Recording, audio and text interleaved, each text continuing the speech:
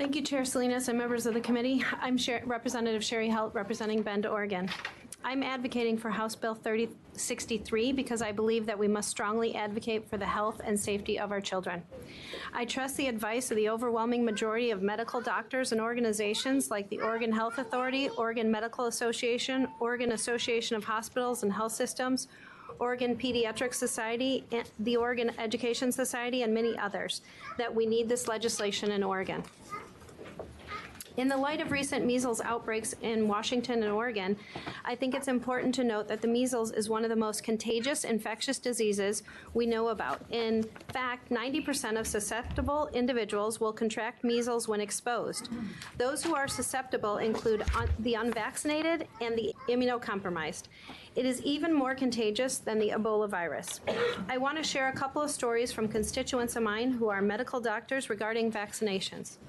The first story comes from Dr. Brenda Lewis, who during the recent measles outbreak had multiple discussions with parents of children who were unable to receive vaccinations due to an immune deficiency or being on critical medications to treat chronic illnesses.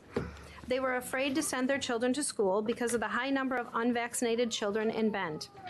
It worries her greatly that this disease was declared eradicated in 2000, but now we find its resurgence, keeping kids who have no choice in the matter from going to school because their parents are afraid for their lives. The next story comes from Dr. John Peoples. While in residency, Dr. Peoples saw an infant with pertussis who subsequently had a stroke because their white blood cell count was so high. Pertussis is one of the most commonly seen vaccine-preventable diseases. He also spoke with many of his colleagues and sent their experiences for this testimony. One of his colleagues took care of a 5-week-old, previously healthy little girl who got pertussis from one of her mother's friends' unvaccinated child.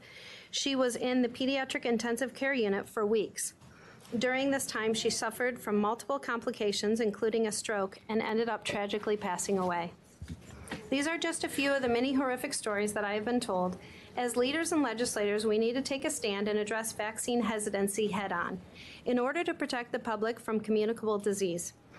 According to the Deschutes County Health Service Department, kindergarten and first grade non-medical exemptions in Deschutes County have risen from 0.4% in 2000 and 2001 school year to an alarming 11.6% in 2017-18. The World Health Organization has ranked vaccine hesitancy as one of the top 10 greatest threats to public health in 2019. We are the state's leaders.